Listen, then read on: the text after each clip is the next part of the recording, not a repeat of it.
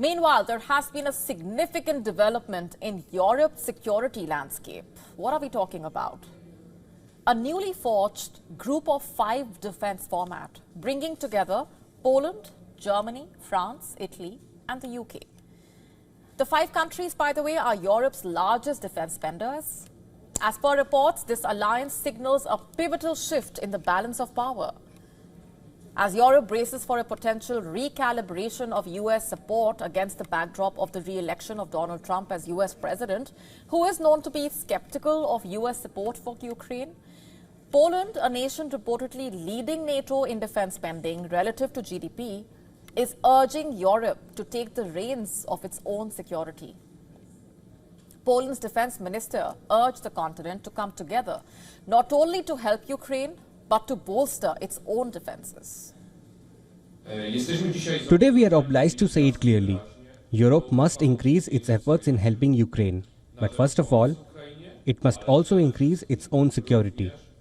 Without the increased spending, without this awareness in every European nation of the kind of times that we are living in, everything becomes nothing without this awareness of how important security is today, wherever we are.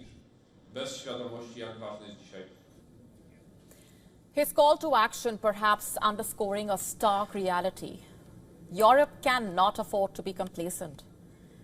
As per reports on Monday in Berlin, the defense ministers of the Group of 5 convened, each echoing a unified message. Germany's defense minister, Boris Pistorius, emphasized the goal of empowering Ukraine to negotiate from a position of strength. We will continue to provide increased support to the Ukrainian defense industry and assist in its development, as this will increase the speed at which material is made available to the Ukrainian armed forces. And we will do this as a first step with income from windfall profits, an important first step that will contribute precisely to this. Meanwhile, Britain's Defence Secretary John Healey said that this alliance is prepared to deter any further aggression from Russia.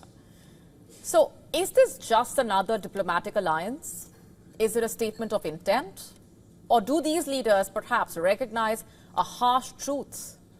That the war in Ukraine is not just a regional conflict, it is indeed a test of Europe's resolve, unity, its capacity to act independently. And with reports stating that the US faces potential policy shifts under a second Trump administration marked by skepticism towards Ukrainian aid, Europe is perhaps scrambling to fill what could become a dangerous void. This new bloc suggests Europe is preparing for a future where it must shoulder a greater share of the burden by increasing the defense spending, modernizing the military capabilities, and fortifying resilience against any threats, while simultaneously providing financial and logistical support for Ukraine. So, will this be a defining moment for Europe? Will the Group of 5 be more than an anti-Russia front?